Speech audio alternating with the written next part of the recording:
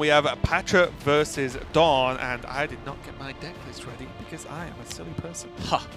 I have them all ready and in order. Don't you? You look do as well. Pathra, we're seeing one of the I suppose not that few, because I believe it's 7 out of 16 rogues we have here at Asia Pacific, but we haven't seen them at the start of the day at least, and we're now starting to filter through to a lot of the rogues coming through, which I've got to be honest, I'm kind of surprised we haven't seen more of. 7 out of 16 is, I guess, not especially low. But at the same time, it feels like after the nerfs coming in to Mage and to Warrior, it was going to be one of the top decks. Yeah, I don't know. So again, I was watching on this DawN yesterday, and Firebat was saying he actually, because they talked about this, they basically went through every class and talked about effects of nerfs and what the week's been like. And they were saying that, or at least Firebat was saying, I believe, that he thinks Rogue might have lost out a little bit because it was so good versus Mage, and that's fair. And not only was it good versus Mage, so many people were bringing Mage that it's so likely you get the matchup anyway.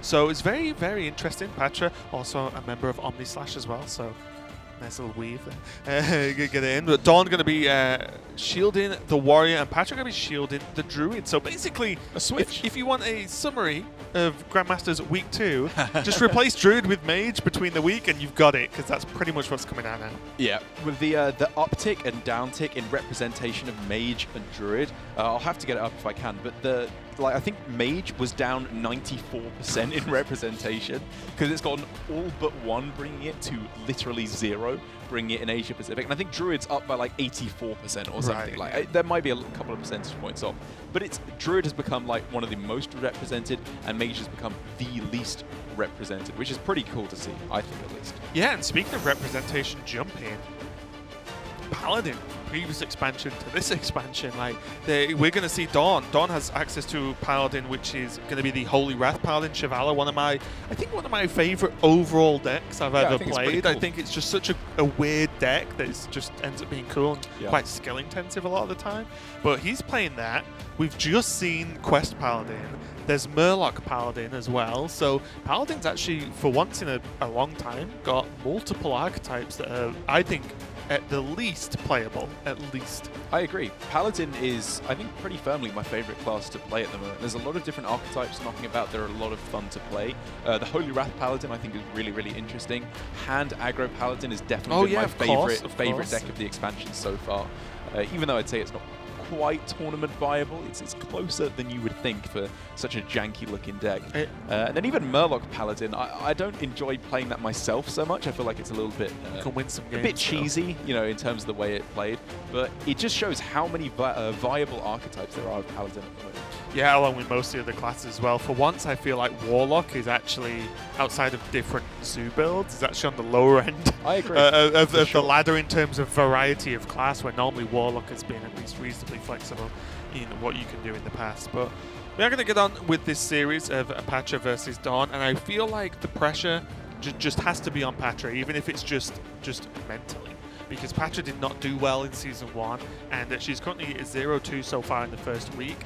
First week, not mind-blowing in importance. This does not have to set a trend for the rest of the season. Yeah. We saw players like Staz, who we just saw do very, very well in the back half of last season. After having a rough start to the season, he got into playoffs, and almost made it to the World Finals. And if you make it to the World Finals, who cares how you did in the seasons beforehand? You've done your job. So by no means is this, necessarily an indicator of the future. But I feel like if I was in that position, I would just be like, I just want to get some wins on the table now, because I know I can do it. I just want to get the score up on the board. Especially, it's a different situation to what we had in Season 1. Not only is it 4 players going through to the playoffs instead of 3 this time, we got relegation. The last player in each division is sadly going to be relegated out of Grandmasters. I mean, happily, if you're an aspiring pro player trying to get through, which is obviously a large portion of the Hearthstone player base. But for these players who are down at the bottom, they're really going to have to start picking up their win rates, because you say it doesn't matter all too much after week 1. When we got down to that last week, we were getting down to the smallest detail that decided whether you went to playoffs or whether you had to just battle it out next season for a chance at BlizzCon. So an 0-2 start, while again, Pathra could still finish first in the group if she was to win out from here on in. It's doable. It's doable. It's unlikely though, and I think her performance has definitely not been 100% representative of her play style. She's played better than her score would indicate, but something's not working for her. Whether it be the decks she's bringing, the exact decisions she's making in game, something's not quite working out. Okay, well, let's get into match. What are we on? Wow, match number 4. Zooming through today. I'm okay with this. It's time. Well, we are actually making record time Enjoy here. America's guys later on with their million warriors. 15 warriors. But we have match number 4. Pathra on the top on the Quest Druid, and DawN on the bottom on the Holy Wrath Paladin. Let's see. This matchup's, I'll confess, I've not seen it played out a lot. Yeah. But weird. It is weird. Because one of the problems that the Druid can run into is that they don't put forward enough pressure. Like, a lot of the time, they can draw a whole bunch of cards, gain a whole bunch of mana, but unless they're actually putting stats on board and threatening the Paladin each turn, the Paladin just doesn't care a lot of the time. But I think if Pathra can get off to any kind of a reasonable start early on, where, you know, she's putting down Oasis Surges, even just a just 6/6 taunt, just getting anything in play is very important to make sure she pulls ahead and threatens lethal. Yeah, and again, I just wanted to double check the build of the Druid here for Pathra, but the problem is Paladin can 1 time out and 2 just equality clear. Done. Who cares how big your fancy board is? It's dead, right? But one thing that Pathra does have going for her here is she runs Zephyrus, which the Druid draws very quickly, and if you Zephyrus out either A, a Tyrion, or B, just a Savage or boom, lethal out of nowhere, well, there's not much DawN can do about randomly dying, randomly dying, but you know what I mean. So Pathra could use Zephyrus to an advantage just to get a kind of a, you know, out of nowhere win that DawN cannot play around. You can't time out if lethal's not represented. That's true. So there is that, but I feel like because of the fairly straightforward game plan of this Druid, it's really on DawN, I feel, to just to not throw away his removal or his timeouts inefficient. Yeah, timeouts are very, very key in this matchup, I agree, because the Druid will very often make large boards out of nowhere with double Oasis Surger or a bunch of Anubisath defenders thrown in there as well, and that is when the timeouts are absolutely cool, because the Druid does nothing when they're not developing onto the board, nothing of consequence anyway. But speaking of Zephyrus, very interestingly, DawN has omitted Zephyrus from his Paladin here, his Holy Wrath Paladin, which I've got to be honest, I was starting to think of as core in the deck list. It has been in pretty much every build I've seen, even though obviously you're still running mainly 2-ofs, because you draw your deck so fast. And I found personally that it helped in the Druid matchup a fair bit, because this is one of the matchups where you have to get that little bit of extra damage over the finish line, because they have Ferocious House primarily to gain up all that armor, which means 25 damage is often not enough. So I think one of the main things for DawN here is, first of all, he has to just survive, find all the removal and the stall to get to the late game.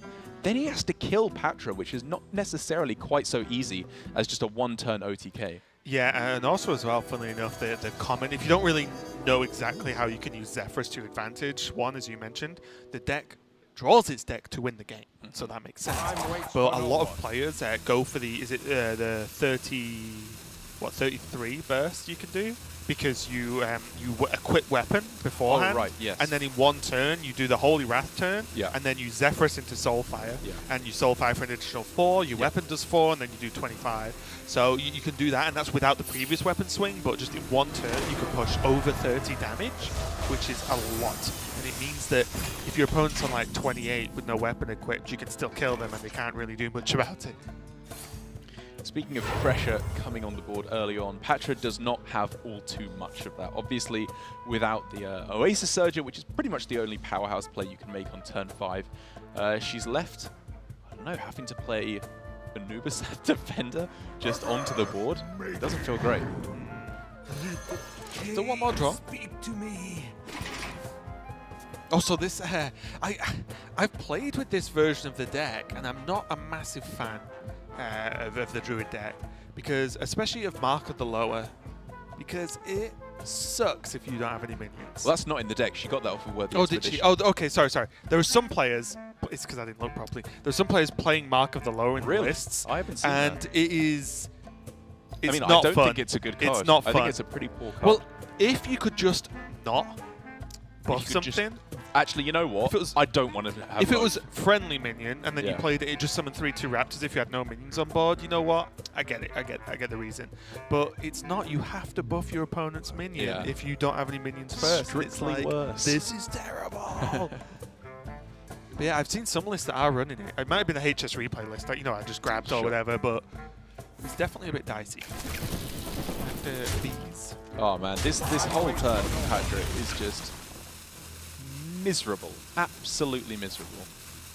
It's honestly why, rightly or wrongly, I often just mulligan for Nourish. In any matchup I think might be slightly slow. Yeah. I just hard push Nourish because Nourish fixes all problems. with It this does. deck. It really just does. I still, I lie awake at night dreaming of a 5-mana Nourish in this deck. It would be Oh, absolutely filthy. and a naturalize. Oh. Okay, that would actually make it like tier 0. If there was naturalize in this deck, it would be absurd. S super S plus tier. Yeah. DawN does just have to do that little awkward Paladin thing where you don't want to overdraw because you don't want to just randomly Yes. lose the game. Yeah, I mean, there was some consideration there, I suppose, to just take the one draw on the Acolyte by trading it into the Panther, then Consecration, which clears a card out of your hand primarily, which is pretty important at this point. But I think with double Equality and a Shrink Ray, it makes sense to hold on to that Consecration to go for a big board clear while DawN does not have the Pyromancies. It's going to be Kango. A little bit frustrating because you're not really took damage, but you can heal now anyway, so it's fine. And also, like I said, you just cannot overdraw your win conditions because you will just lose. The game just ends. You cannot win without Shivala. Pathra now does obviously have the Nourish, which is pretty important, if not this turn, I suppose.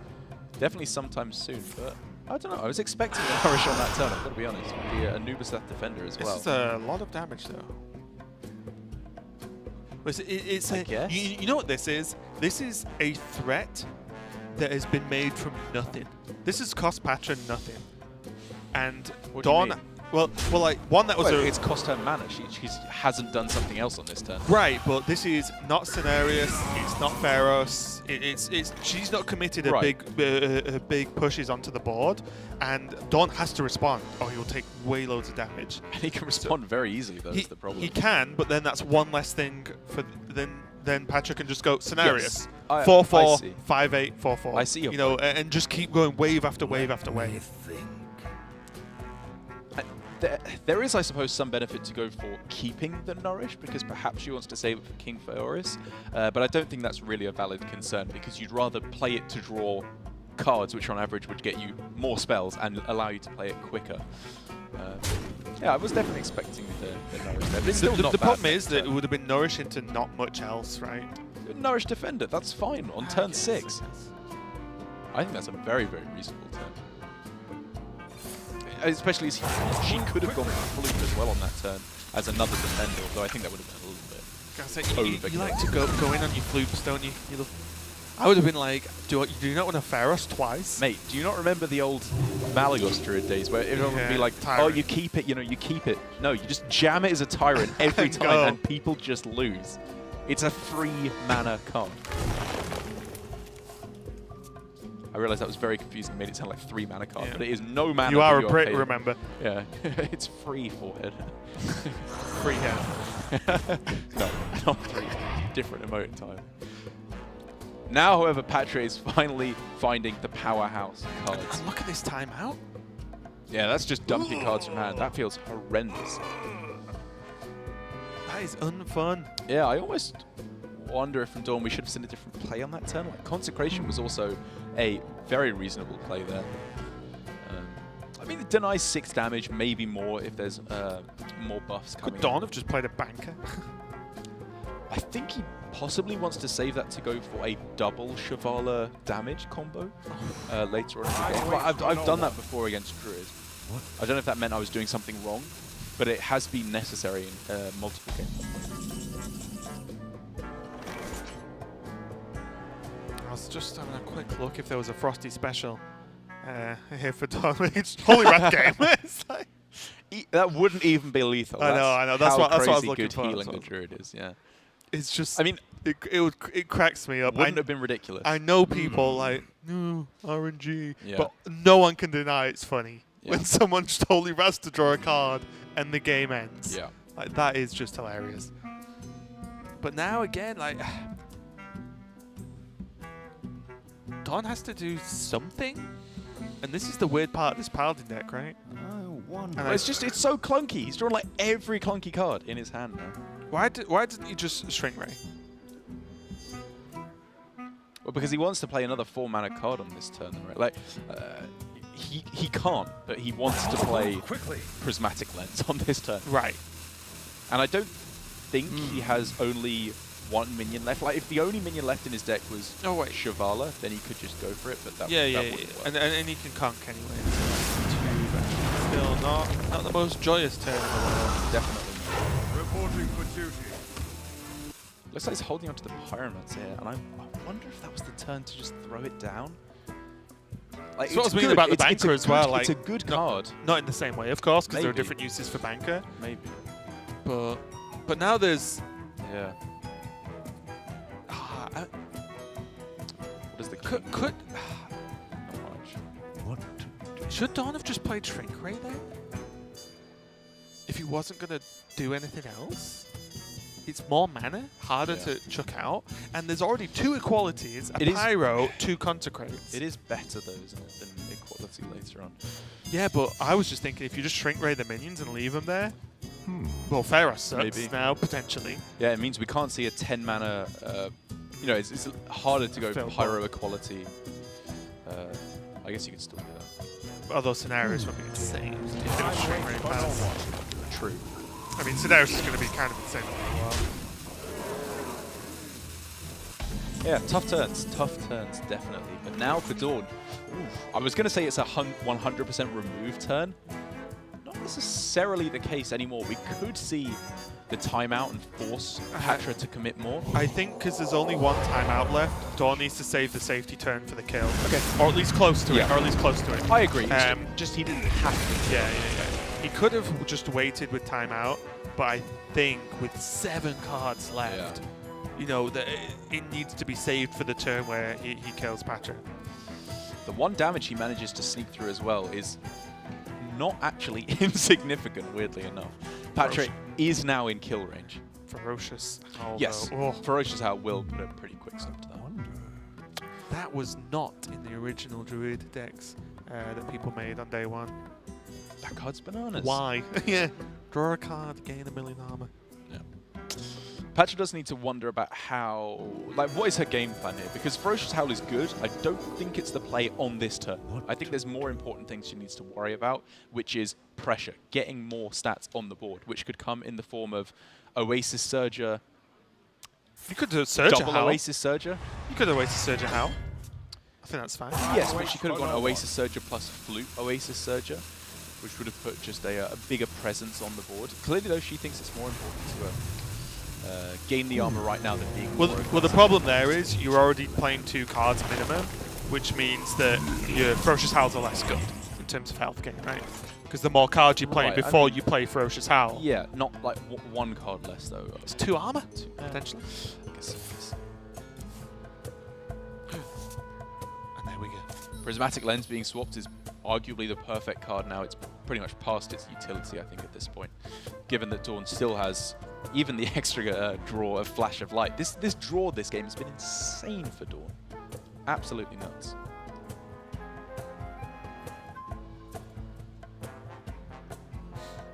I wonder. So Pathra now at 24 plus 18. She's at, what, 42. So the double 25 is still definitely enough to close out the game.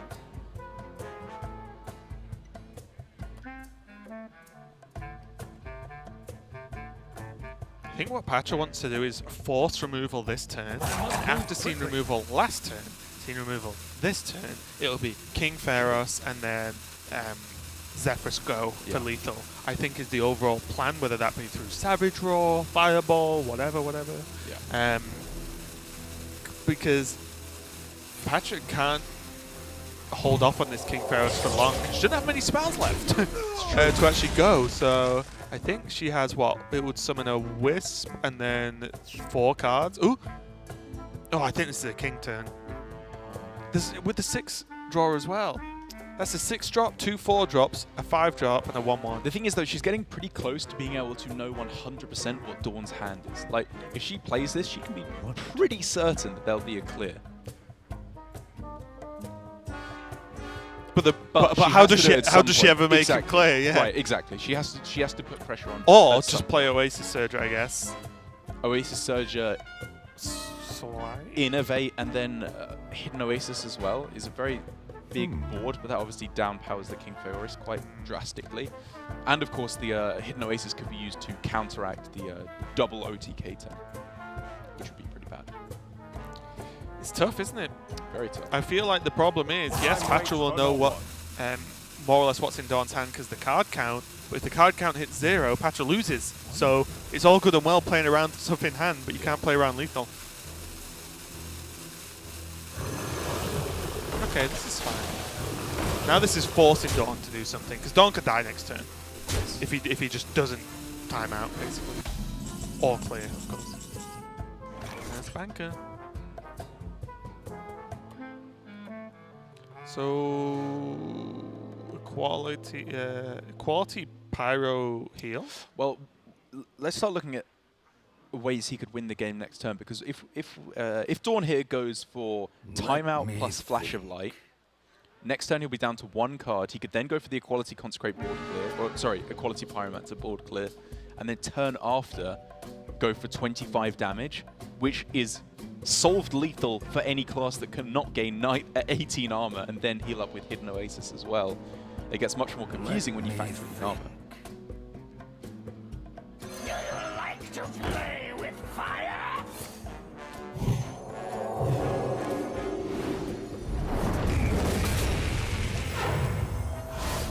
I'm almost out of control. Bear in mind as well, much harder for us to track cards than it is for DawN. Because, for example, I didn't know he had a Holy Wrath left, which makes this turn look a lot better. Hammer of Wrath. Hammer of Wrath, sorry, yeah. Now the double. Oof. Yeah, this is where it gets very, very difficult to track what's going on without Deck Tracker, especially as there's a floating a floating equality there. But I believe the last card is Wild Pyro. Though is the final card in the deck. I feel like Pathra just needs to dump this Pharaohs right now. I think everything else has been played in 2-ofs. Again, I could be mistaken. My deck tracking skills are not the greatest. Because Pathra will know 100% if she's been keeping track. Thanos? Yes, Thanos played it the second time. 2 Novice Engineers? I can't remember. Okay.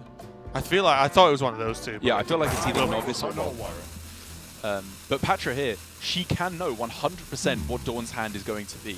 She won't know the mana cost of all the cards because of the prismatic lens that's been played. But she will know if there is a board clear available, that it's available. She's just trying to get the... Yep. Just saying this has to be good enough. Oh, I mean, I don't mind the turn. It's just some of the minions. Yeah, it's Pyro. Which, of course, is a pretty nice play on this turn. Unless, of course, DawN wants to go... Well, timeout Shivala, Baleful Banker, Holy Wrath. Right. Yeah. Yeah, I think you time out this turn. It's time. Because the minions aren't And a the threat, next turn, the are same they? thing again. Yes, There's no yes. like live This is the minion that point. does anything? Yeah, this is 100%. Boop. I'm out of cards. Then you just got to pray that next turn the damage will be enough. The problem is, it may just not be the case. Yeah, unfortunate for DawN, he couldn't get the weapon up beforehand. And he won't have enough mana to do it Yeah, he can't do it. next turn. So after healing for 12 up to 28. Man, this is close as anything. If DawN had Zephrys in his deck, this would be an entirely different story. No, 100%. Yeah. He'd win. It would just be He'd game. win. Yeah. I don't know why you wouldn't play Zephyrus. Maybe DawN agree. just missed I a agree. trick. Maybe. I mean, it's a 2-mana 3/2 for the vast majority of the game. I just think the upside is so heavy that it's worth You that. can win games you shouldn't normally win. Yeah, absolutely. And also, you could just play it as a 3/2 against aggro. Like it's still not the end of the world, right? And while I think this is looking very grim for DawN indeed, it's not over 100% because we could be looking at a double Shivala board, which may be enough to connect the final hit to close things out. Doesn't look like that's going to happen, but possible. Vexcro, not half bad actually, especially with double swipe. Really just whether or not Pathra wants the minions in play. I mean, it doesn't make any difference when a quality pirate is the play instead. But yes, I see your point. Yeah, I just mean like stuff. Just stuff. Time waits for no one.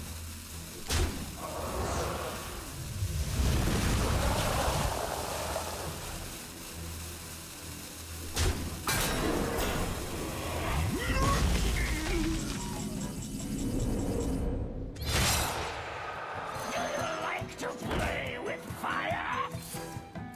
Alright, gonna set up the weapon. DawN plays the board and pushes with this true silver champion. And this is gonna be one off, isn't it? Yes. And Oh man. like you said though, it does mean Okay. that wait, the double swipes deal with the Shivala, right? Swipe and then swipe. Yes. I'm assuming the shields are gone because the minions exist. Right, so Shivala, Banker, Holy Wrath, Shivala, play the Shivala. That is able to clear off both the minions. You have a 2/2, 2 7/5s. Weapon can swing face if you need. Well, I mean, okay. it does to Zephyrus even. Like, Do you ever go deep?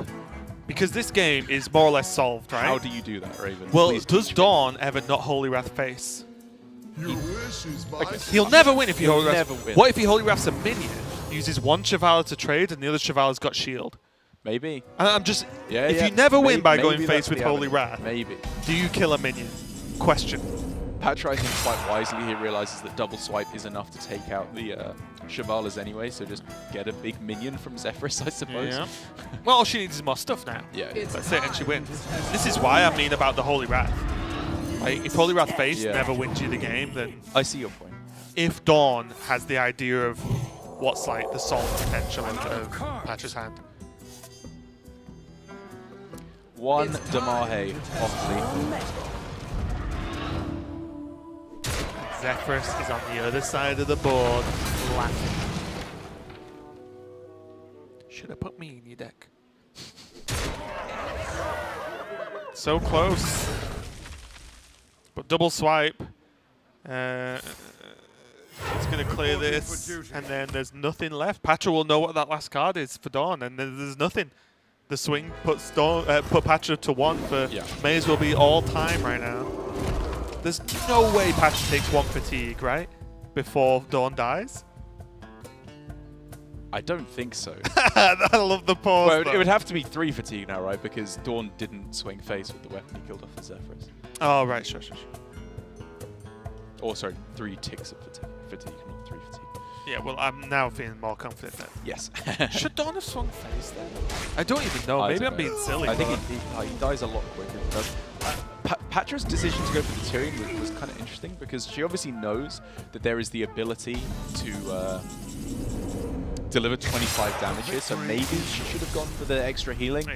But I think I'm not being scientific about it there. Like that, she knows exactly what the hand is. She knows 100% she is safe. Yeah.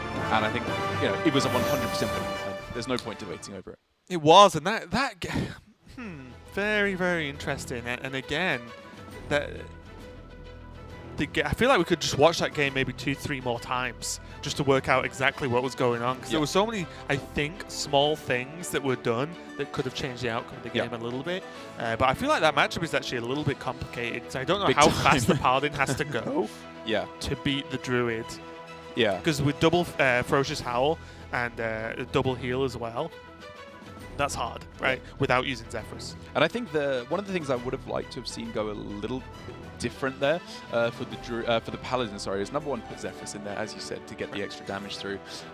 Slightly better utilization of cards in the mid game. Like, they were throwing away some pretty useful cards, like the timeout was just thrown away for 6 health, I suppose, which is not nothing, but is less useful. And also just that in the mid game, there were so many clunky cards left over, like the Equality, Shrink Raise, and Consecrations, that I think maybe DawN could have found a little bit of a better time in the mid game to just start throwing them down, remove minions with them, and make sure he has more room in hand to draw with his remaining cards. That's it, because I think in that matchup, because of the armor and healing, you have to race. Yeah. And that means sometimes you have to just play Shrink Ray and be like, If you kill didn't me, clear you the kill board, me. but Yeah. I made you 1/1s, whatever, and move on and try and just draw as quick as possible. But that was just game number 1. Pathra taking the win with the Druid.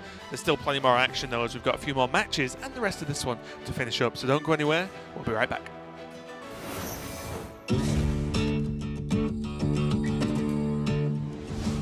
Welcome, recruits. I'm Alec Dawson, and today I'm here to teach you what it takes to be part of the League of Explorers. We need all the help we can get, because it's time to save Uldum. First things first. Being an explorer can be dangerous. The League of Evil has already stolen DawN, but now they're unleashing plagues in Uldum, and they keep shuffling bombs into our decks. Luckily, Uldum is stocked with ancient treasures that may give us a chance. We've already sent some of our best explorers to retrieve these powerful artifacts, but we need you to go out into the field too. Here's your quest: raid the Sky Temple. That may seem like a lot of spells, but you'll get there faster than you think. Once we complete our quest, we'll get the hero power Ascendant Scroll, which adds a made spell to our hand and reduces the cost by 2. Ascendant Scroll allows us to load up on cheap spells for cards like Archmage and Tinnitus. Because if there's a way to defeat evil, it's fireballs to the face. Make no mistake though, the League of Evil has been leveling up too. Evil was powerful in DawN, but now they discovered something even more nefarious: teamwork. Here's Weaponized Wasp, one of Hagatha's new secret weapons. The laser on its head, courtesy of Blastmaster Boo.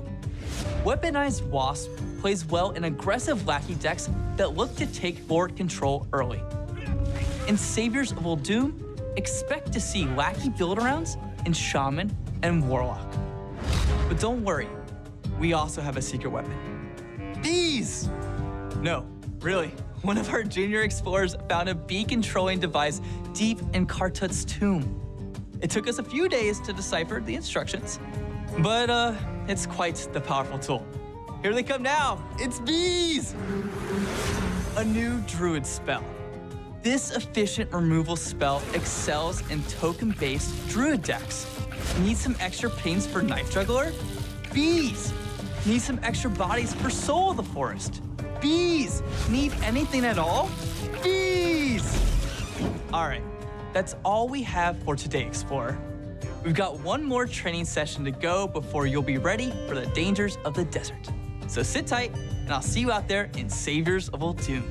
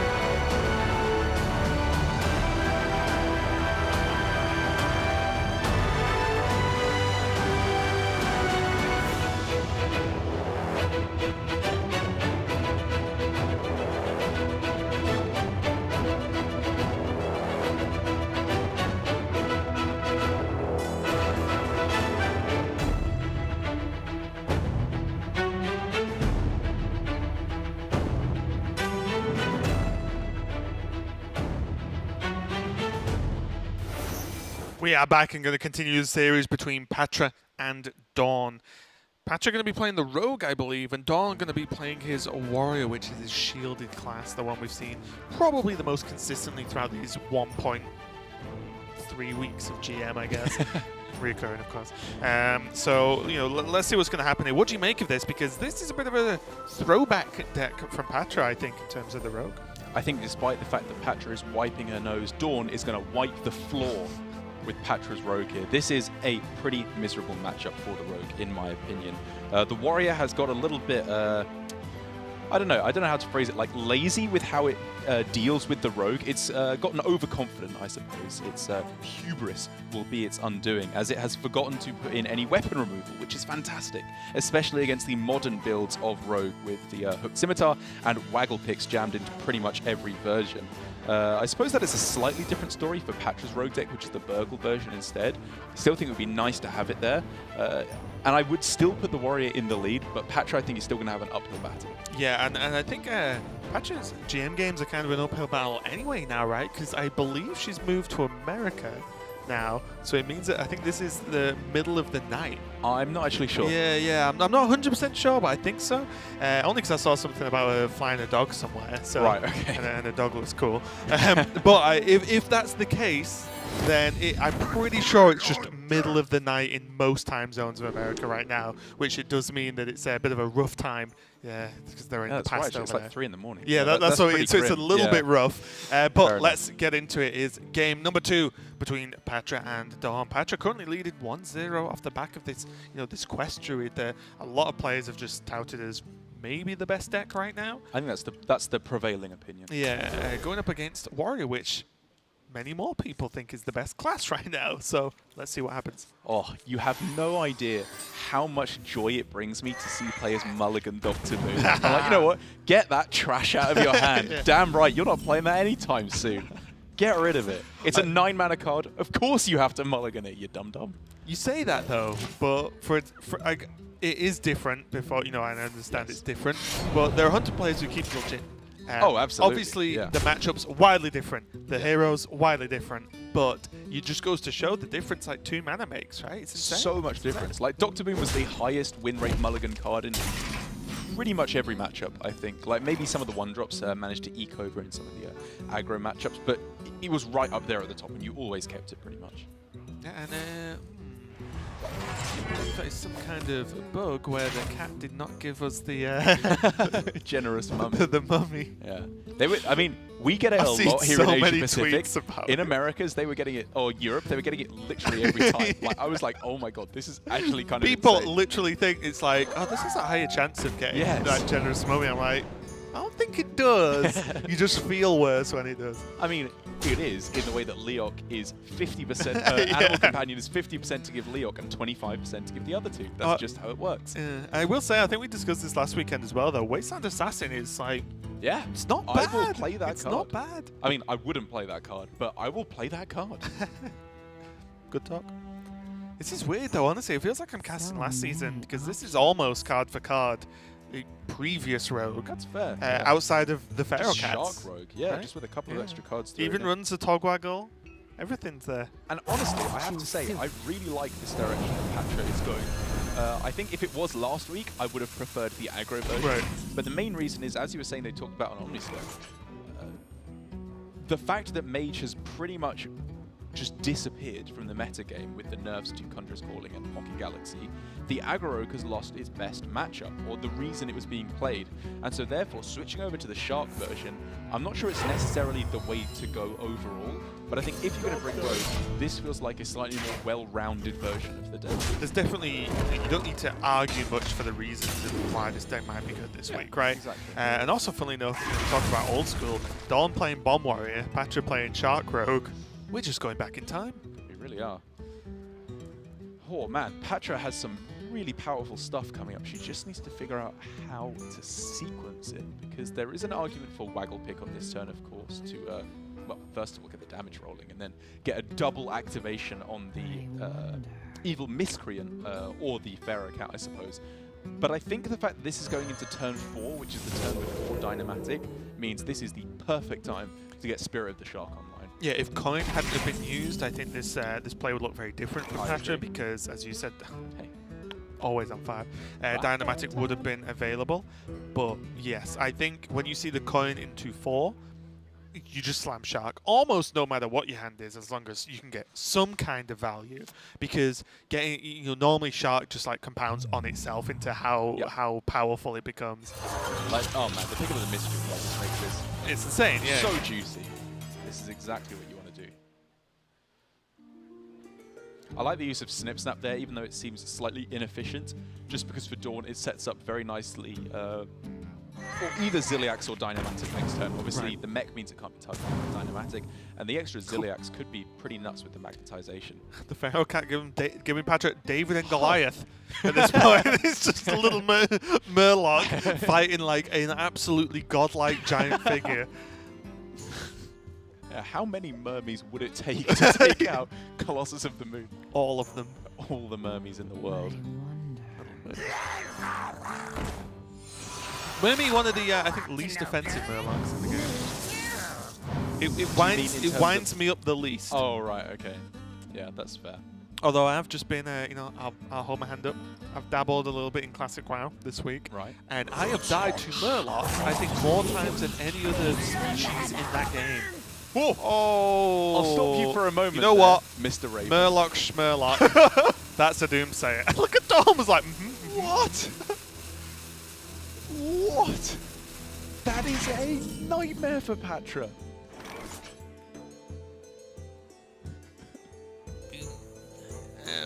Don's like, but I can't really do much this turn. This is annoying. I Oh, guess I damn. just armor up pass. I can't play my card that clears my opponent's board. Damn. And even Mermy bit the dust because Dawn took the trade. Over 2 damage. I like that. Murloc's so nice, he killed it twice. But although Patrick does have a reasonable amount of 10 drops in her hand for this matchup Oh, that yeah. could help out a little bit. That's true, actually. I can wait all day. What is happening here? Only 0 attack minions. There's something in the water. I'm telling you. Place to hide. That card's so cool. It is very cool. I'm glad that this Haha. a nicer time to find one, it's got to be said. Still 3 whole turns away from even playing it. That's true. I think we're looking at most likely a Dynamatic on this turn. It's a little bit annoying again because of that Wasteland Assassin doesn't even die off to the Dynamatic. Well, I mean, finding any card that doesn't die to Dynamatic on 4 or 5 is a luxury. I think it's very annoying that it would require a swing as well. Do you think it's Ziliax instead? Maybe. Because like swing Dynamatic into this board, Yeah. it's like Ziliax is interesting, right? Because it allows you to retain the Divine Shield. Like if you were to swing into the 1/1 and then magnetize on trade take into out the, and then Nat Nat Pagel, it allows you to keep the Divine Shield. But the problem is then you're using an inefficient swing of the weapon anyway. You're only going up to 30 health, and beyond that point, it's not getting any extra heal, which is a pretty mediocre use of Ziliax, which is a fantastic card in the matchup. So I think overall I prefer the Dynamatic. Looks like it disagrees. Unity. Precision. oh, shield slam. Wow, okay, this is a Reasonable. I was trying to look for ways that you can get around, maybe just let them attack with the 1/1, Yeah. just get around the losing the shield so easily. And you know what? With 2 shield slams in hand, a brawl, a Dynamatic, another weapon, I can see you've that. got a lot of removal. I think that shield slam was actually pretty nice from Dawn. I agree. It's using his resources when they're good, whereas Shield Slam could very possibly have been pretty bad for the rest of the game. Now they could just very easily be backstab Shark and then SI7 agent and then push for. Yeah, I think Pathra has to be a little bit more greedy with the Shark than that. He's got 2 10 drops. Yeah, but those are quite slow. I don't know. I have the feeling that going for Evil Cable Rat with the Shark is more important. Yeah, so in the history of this matchup, to be honest, if we decide to wind it back, in expansion, Yeah. I always felt weird about winning with value as rogue. Right. When I felt you could just kill them a lot of the time.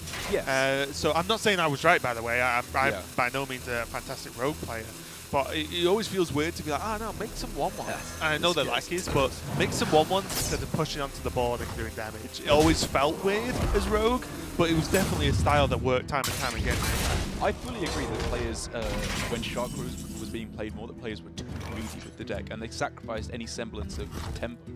You got to remember, against Warrior, even with a 9-mana Doctor Who, it's not a helpless control deck that only throws down the movement. It has very strong mid-game movement that will seize the board, especially Bomb Warrior, when compared to Control Warrior.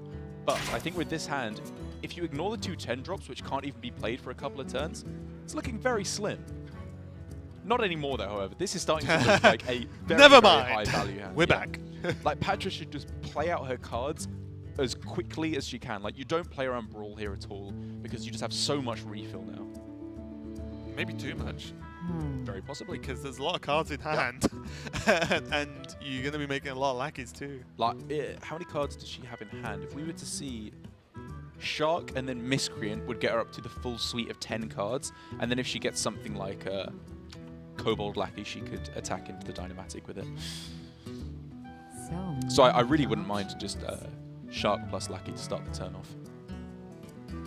Unless you're seeing anything that you think is better. Miscreant? Shark plus Miscreant. Okay. Sorry. Yeah. And worst case, you can use Faceless, right? And just throw it on the board and make loads of Fine. 2-drops. Hopefully not Doomsays this time. I think the main thing you need to worry about is a swing of the weapon.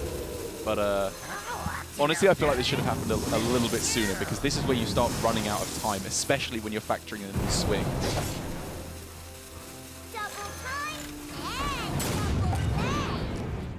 Yeah.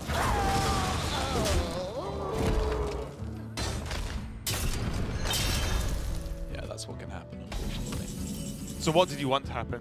Well, the Miscreant or the Sharks we bounced back. Both of them were significantly better, I think, to bounce. Oh, so you're just saying that it's just unlucky? It was unlucky. Oh, right, yeah. right. I'm wondering if there was any way she could have sequenced that better, because we could have seen the Waggle Pick swing into the Dynamatic, which obviously is pretty bad because you want that to go face.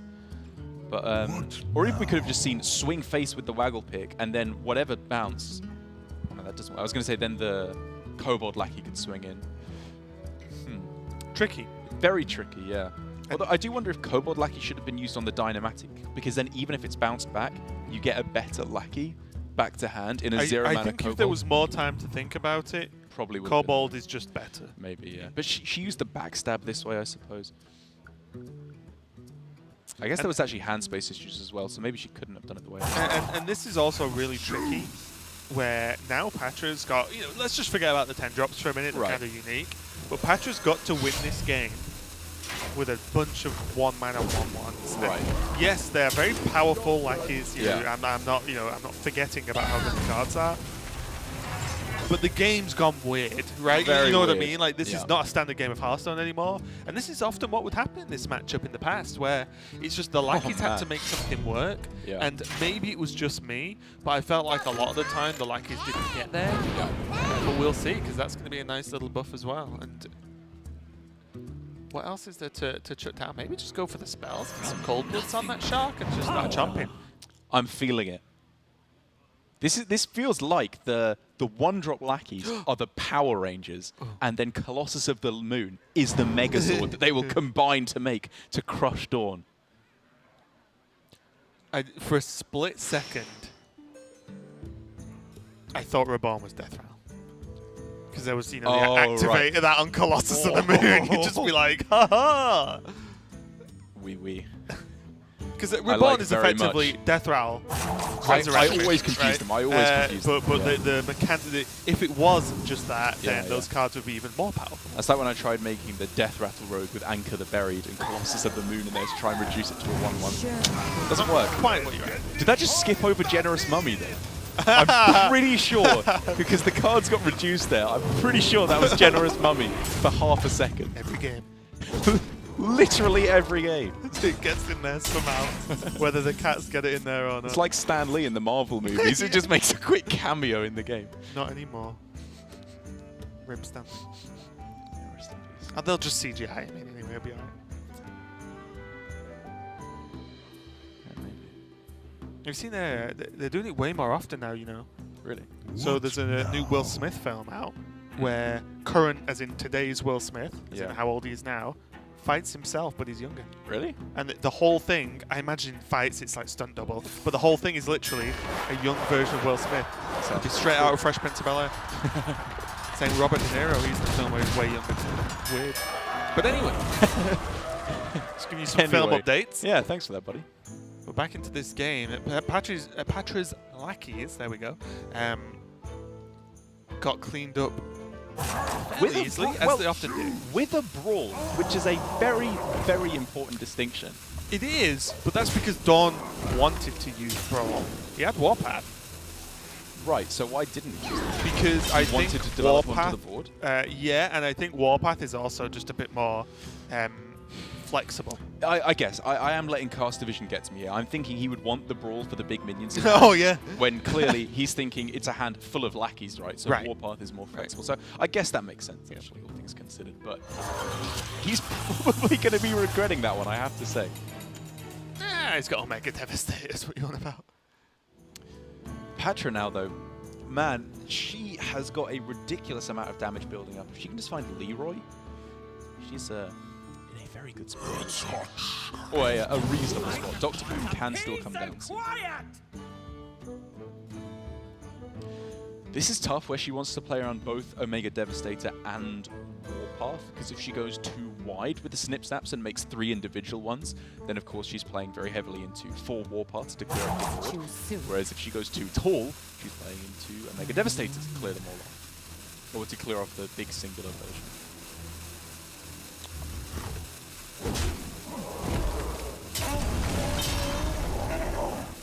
Darrows. Instead- Disappointment. No, not disappointment. It's interest. That was not a swing I was expecting to see come down there, because the thing is, if she'd played the first one and then bounced it back, she could have had a second turn of Snip Snap next turn, if you see what I mean, because she could have played a Snip Snap, bounced it back to the hand, played the other 2, and then gone for 4 Snip Snaps the turn after. Because you hold the Echo and you hold the real one Exactly. from bouncing it, so you can Exactly. use the Echo to stack. Which would have been quite cute to go for like that kind of multiple Snip Snap value. Pretty strong Insane actually value, as well, yeah. yeah.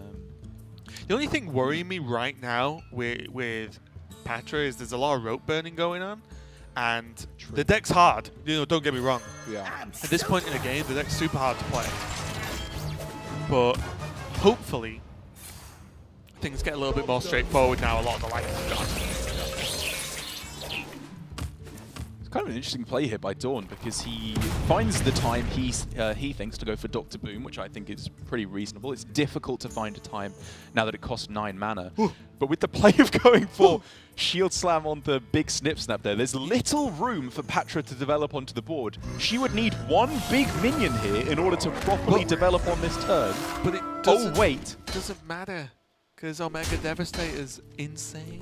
So wait, we go Warpath, Omega, Devastator, Warpath. Warpath. It's ridiculous! That's actually insane. Yeah! I was way ahead of you. I'd already looked at it and was like, You're it's light years already ahead. dead.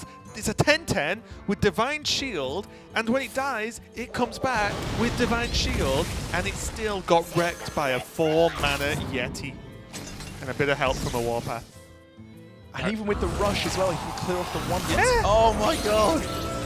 Wrecked, I think is the word. This is It's insane. absolutely wrecked. Even Salt in the Wound, the hero power, did one of the whirlwinds, but did 1 damage to Pathra as well. Sticks on board.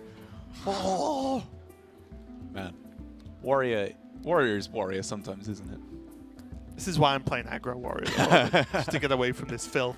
However, Pathra does still have a pretty strong turn we can look at here.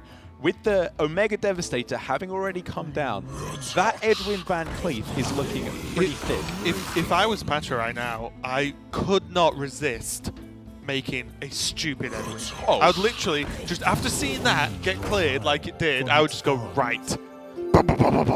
Make as big an Edwin as possible, and just say, if you clear this, Yeah.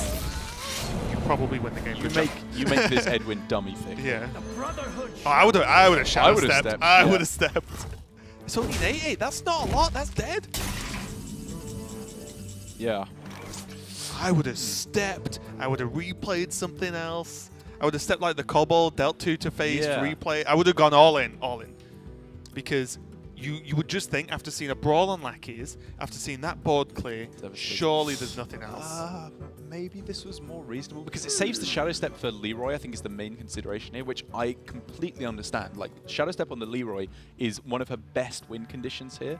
I feel like it's a long time away, though. But even just playing the Novice Engineer that turn, right, I think would have been Get to Leroy. Right, there's not really much downside, because if Brawl comes down, it's very unlikely that Edwin lives anyway.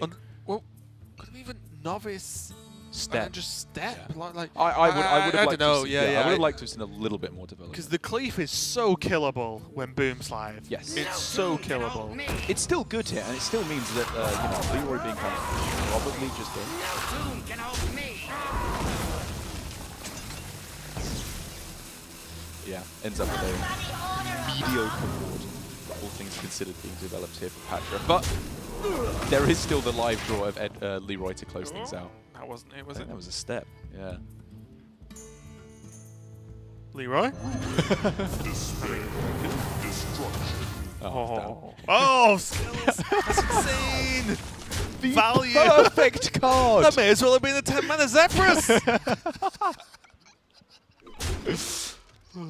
Just the idea of the Boom Reaver kicking down the door, smashing in, and then placing a rat onto the board. Take this! It's Rat like powers going activated. back to the Power Rangers. That's the Zord walks in. It's like, quick, use your special weapon. Meh. And it just throws a little rat at someone. Funnily enough, I'm being too silly. It doesn't matter. This would Was be it a ever good worth time for a Shadow master Stepping the rat plan. for even more value? No. Okay. You've got Novice Engineer in hand. You can just step it twice, right? Like, I think the step is much better to draw an extra card. Light the fuses! Right, this is a full clear because the Boom Reaver isn't back. Obviously doesn't reroll, but it does allow easily the board to be cleared off here. The one thing that DawN needs now is heal or taunt. And he can get that with Security Rover next turn. He just has to survive.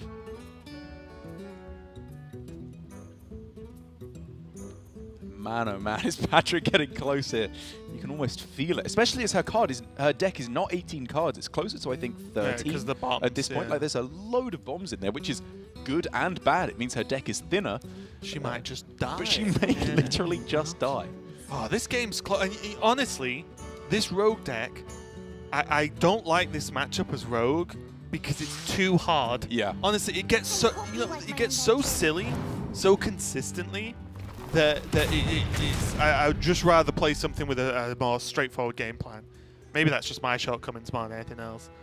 So Patria could still step the Novice Engineer, play it again, and still have Leroy step Leroy lethal on this turn. Void Contract destroy some bombs? Choose soon. Okay. No, You're not incorrect. It could work. Betrayal to kill off Noble Sacrifice down to protect. I kind of want to see Shadow Step Novice on this turn. Just Yeah. There needs to be a way to win the game because Pacha will lose the slow game because of the bombs. Got to be honest, I think that should have happened first, and I think it should have been replayed because the chance for Leroy to come off the top is not high, but it's not that It's not low 1 out of a either, million, and is you it? just win if you get it. Obviously, she could have drawn more bombs there, which would have been a pretty big downside, but I don't know. She still has the potential to just go for lethal next turn as well, as the important thing. But that avenue is very quickly closing with the security.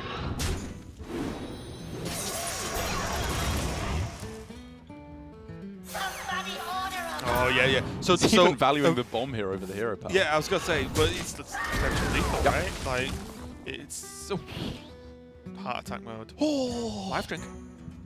The Shadow Step. Life Drinker, Shadow Step, Life Drinker. Draw. Yeah, let's start with the draw. Let's see where we stand. Backstab.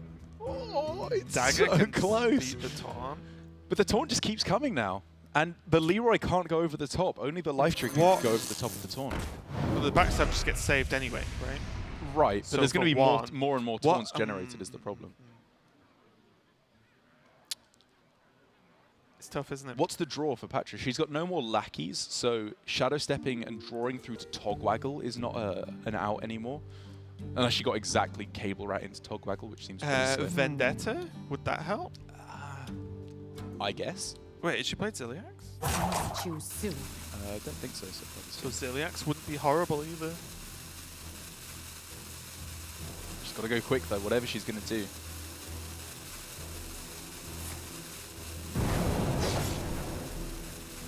Okay, so I guess Backstab Dagger now means that the Life Drinker probably can kill the taunt that's summoned from the road, from the center. Oh, I think that's very unlikely to happen, given that DawN has just played a Mega Assembly. Oh yeah, God, I forget about Boom. Sometimes. Boom is boom. Yeah. It still does boom things. Oh, DawN's so low though. This game is so close. So close. And it's dude. been so tricky and awkward, and DawN Yeah. has had the more straightforward end of the stick. I'd say so. But has done some incredible defenses Yeah. against some cards that maybe shouldn't have been allowed to defend against. This would be a good time And for a Patra's master plan. Pawned a lot of, put down many threats, but just not quite got it to finish the game yet. Trade there, first of all. If it's not auto defense or get down, then you can dynamatic to clear the board. And most importantly, you learn pretty quickly about whether it's eye for an eye. Yes. Which you have to be very aware of. That's on true. 7 health. Yeah, excellent point. Excellent point. Safeguard, not bad. I guess it's safeguard. With 2 dynamatics in hand, that's probably better. It's probably not mortuary. And Pathra doesn't run saps. So Okay, you yeah. get the double effect of safeguard. Very safe. Yeah, trade there into dynamatic. Tick, tick, tick. That adds some fun to me. And even an acolyte as well to get towards some kind of deal. So I think has DawN even played a shield block this game? I want to say no. I think he's played one, but I can't remember. Ah, Hoggers. That's not going to be enough. just too late. Pathra being so close to lethal for what felt like the entire game Yeah. after ridiculous amounts of Feels value. like the being second half of generated. the game, DawN's been on 10 health or Yeah. less. It was insane. But he's going to even it up. Warrior versus Rogue. Bombs versus, I don't know, thief things. Shark things even. And DawN evens the series up. So I don't know. That was so close, that game. I don't even know what to say anymore. Yeah, Done. I think we can say with a Shadow Step being left in hand at the end of the game, something didn't go right there. You know, I think there could have been an optimization to be made. I get the point of why you'd save it to go for Leroy to close Right. out the game. But the thing is that once the security rover is down, that's just gone. That's honestly just not a possibility anymore because there's very little draw in your deck, and you need to hit Leroy and an answer to the taunt on the same turn, which is not possible. And a very good answer as well, Right. right? Because the answers don't really exist either. And I think with so many, excuse me, with so many lackeys spent, Yeah. that you don't get the Goblin lackey to rush into the taunt, or Yeah. the deal 2 lackey and then whatever dagger. So I think with all the lackeys spent, that dealing with the taunt card almost never exists, right? I agree. And, you know, I think if we had seen the Shadow Steps come down on the Novice a couple of turns earlier, still unlikely that Leroy delivers lethal. Obviously, it was like a 1 in 11 or 12 at that point, I think. But it was a chance, and also it would have just used it a little bit earlier to draw through the deck and get to maybe, I don't know, an alternate win condition with Togwaggle while you still have the lackeys in play. Didn't work out there, however, for Pathra, and she is going to have to be lining up her rogue yet again, it sounds like, up against the rogue from DawN. Yep. Now, this is not a true mirror. Even though it is the 2 same classes heading up against each other, DawN's deck looks pretty different to me. It really does. DawN is going to be playing the aggro version of Rogue, which has a lot of similarities. The backstabs, the Pharaoh Cats, the Miscreant package, SI7 agents, the general Rogue tools. But then it has the more aggressive options, so less of this shark nonsense and vendettas. It's just all about the Hook Scimitar, the Hench Clan Thug, Eviscerates, Deckhands. It's all just damage from hand. And for me, if I was picking one, I'd rather be using DawN's deck in this matchup. Yeah, I think I would agree with you there. There's some ways that the rogue can fight back, obviously, against the aggression from DawN, because I suppose the thing that the unsaid thing here is that DawN is far and away the aggressor in this matchup, Yes. with all the weapons, all the extra charge minions he's got with the South Deckhands as well. He's going to be trying to close out the game as quick as possible. Patra's far from defenseless though. She can lock down the board potentially very, very early on if she's able to get off a strong miscreant, backstab play, something like that. And she also has a fair amount of healing in the deck with the 2 life drinkers, which can be shadow stepped, waggle picked back to hand, Ziliax as we see there as well. There's quite a reasonable expectation that Patra will be able to hold off against this onslaught. Yeah, of course, as well. In a Rogue Mirror, when forever it's just been about raw tempo and board control, Vendetta is just insane. It's just 4 mana, well, sorry, 0 mana a lot of the time. Just kill a minion for free, just whenever. You know, whenever suits. So if these, yes, DawN has more aggressive options such as Hench Clan Thug, but if that is answered on the same turn Patra plays a minion as well, well, the game has just been completely swung around. Wow. Patra not happy with that hand. I was kind of expecting the SI7 agent to be held on to, but at the same time, I can understand why you get rid of it. When you're on the coin, you're really looking for Miscreant. Oh, Grandmummy. Not a terrible card to just drop down. Actually pretty insane. Yeah. I've seen worse. Yeah, it's also got worse. Mummy in the title. Yeah, I definitely expect that to come down instead of the hero power. Because, I mean, what the unsaid thing is, if you go hero power, you can buff up to a 4/4 Hench Clan Thug on the following turn, which is nice, of course. When you attack the next turn as well, it gets it out of range of Vendetta. But the Mummy can just start swinging board so irreparably in your favor. And there's no realistic way for Patra to deal with it either with Reborn. It just makes it very awkward. Yeah.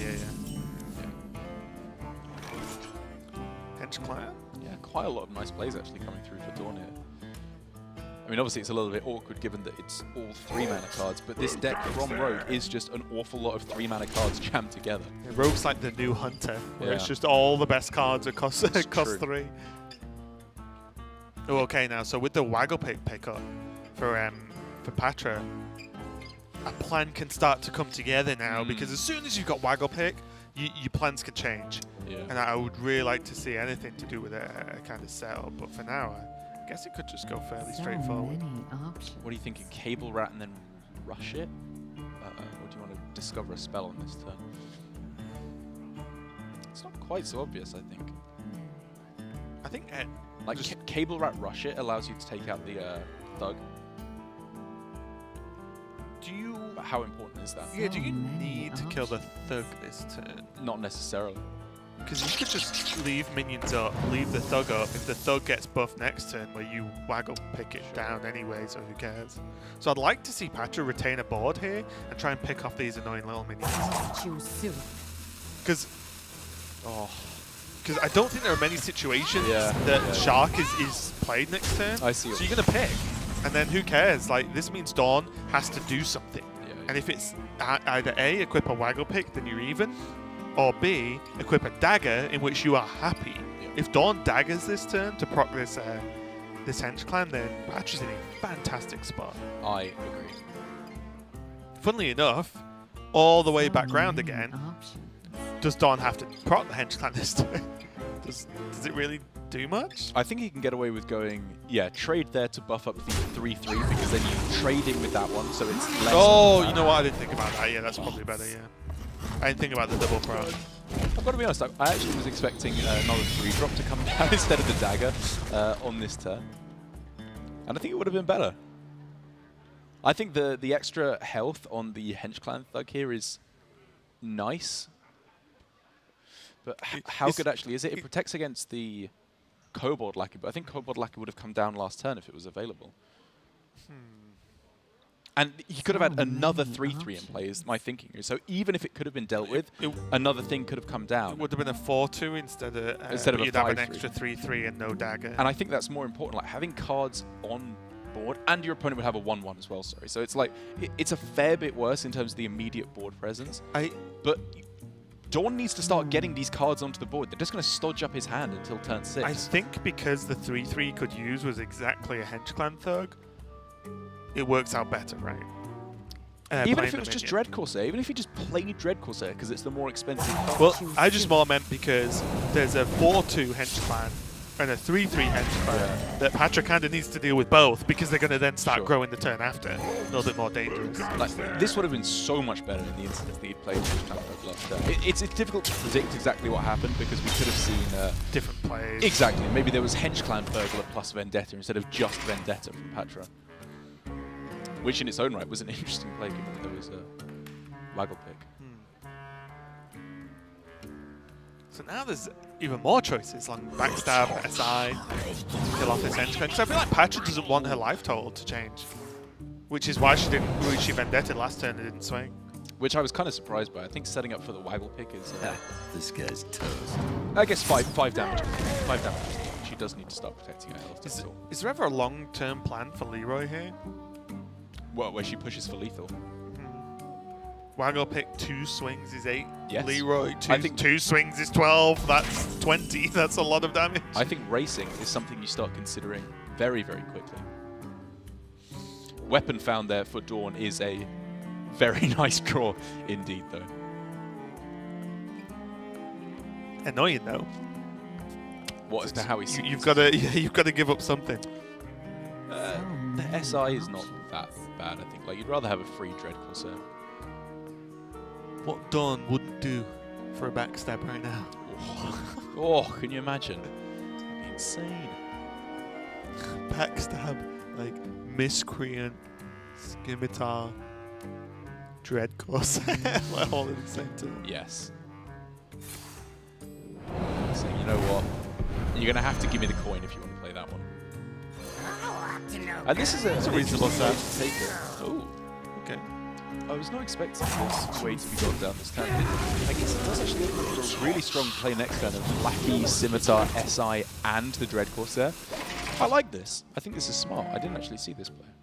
I was very much tunnel visioning on the Scimitar. I always like plays that end up with just having loads of stuff on the board. Yes. And I think like usually this didn't because he had to get exactly faceless Lackey. But I mean, there were a bunch of okay Lackeys there.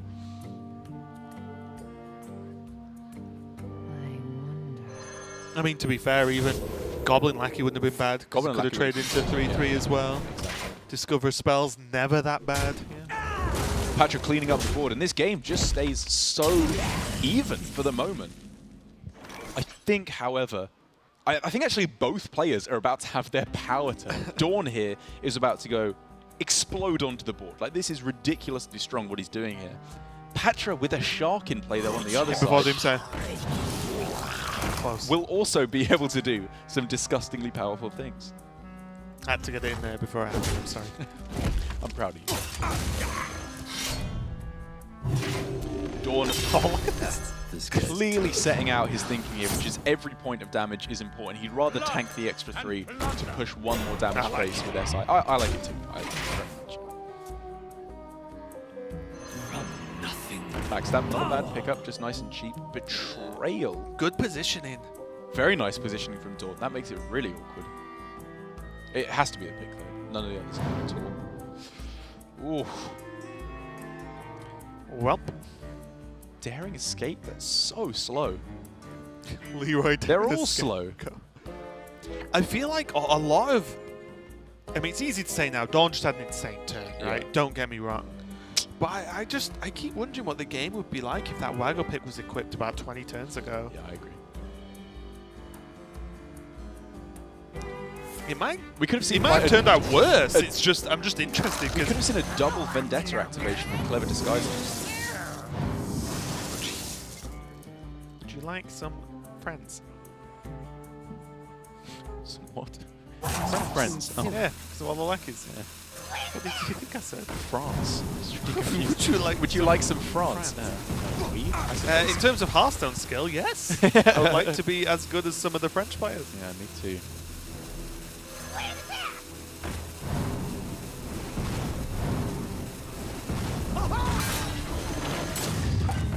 Titanic is a surprising pain, isn't it? Yeah, this to is deal really with. tough here.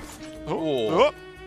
Or rather, it would be without the sap. But how does DawN sequence this now? Man, we could see sap on the Miscreant and then just let rip with the Myras, I suppose. What about... Would you ever sap SI or not? Is that too slow? Because you have to Myra's next turn. I think I'd rather Myra's on this turn because you know you give yourself the draw of the second Dread Corsair, which is huge. For 1 mana, you can play the Dread Corsair. Sorry, the South Sea Deckhand as well. I think it's just like that, or just Deadly Force. Oh, as well. Deadly! Oh. Oh, so much damage. Oh, this so is much of the so deck is much damage. damage. It's insane. What?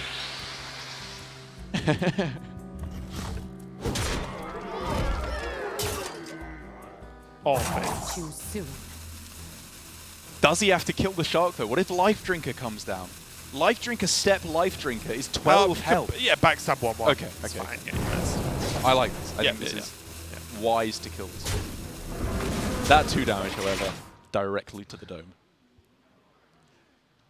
Oh. There was Life Drinker. Coming in But clutch is it just there too? for Pathra. It's just way too much How much damage, damage? right? 6 damage. 1 million damage, Derek. Literally Yeah. a million damage. Look at 6, it. 10, 14, 16 damage as I count it. Which is exactly not enough for Patrick to pull out of range. Unless, of course, with the discovery of a Battle Cry minion. Like, if she can get Voodoo Doctor here, she will stay alive.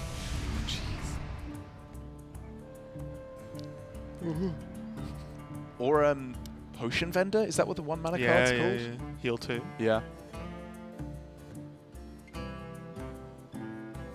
Oh, Goldshire. Oh. That's not a battleground. Oh. Well, Too soon. Very close. I mean, Faceless Lurker, had she let rip with it at the start of the turn, was a taunt, which actually I don't. Would that affect her? If you offset the 3 mana, 3 health she loses from the Life Drinker, maybe that would have. I don't know, but all I know is DawN drew an absolute absurd amount of damage. Yeah, and that is going to be the game unless Derek and myself cannot count, which is semi-true for me. I think but it's I can exactly count to though. 16. Yeah. Double Deckhand 4. is 10, 14, 16. There's enough mana. That's lethal. That is going to be the series. DawN takes a win over Pathra 2-1, and I don't know. You're way more of a rogue guy than I am. But what do you make of these 2 decks? Like, do you think there was a? Do you think aggro is the way to go with rogue in general? Not even in this match. Just in general. Yeah. Like I think pretty clearly when you're heading into this matchup, you'd rather be on DawN's side of the Of table. course, yeah. The damage stacks up very, very nicely. I think Pathra made. I don't know. It's so difficult to tell in this instance because I'm talking purely about like theory of the matchups. Like I think overall, what Pathra did makes more sense to me. I think it's better because with Mage taking a huge downswing, no mages in Asia Pacific, which he I think correctly predicted. You want to switch over to a higher value route, more of a mid-range style of play, so you have more game against the warriors. You're less all-in against the other aggro decks as well, which often you don't have the board-swinging tools to fight back against. I think that made sense. But it just didn't work out in this instance. Against the Warrior, it's still a pretty poor matchup in my opinion, or at least close. Okay. It's not that good or that bad. And against the Aggro Rogue, it was just not quite enough to get her there. Yeah, it was just, I don't know, if the frustration, I think, is that it looked so close in both matchups so many times. Yeah. It looked like the Rogue matchup was close until literally that last turn post Myra's, and then it ended.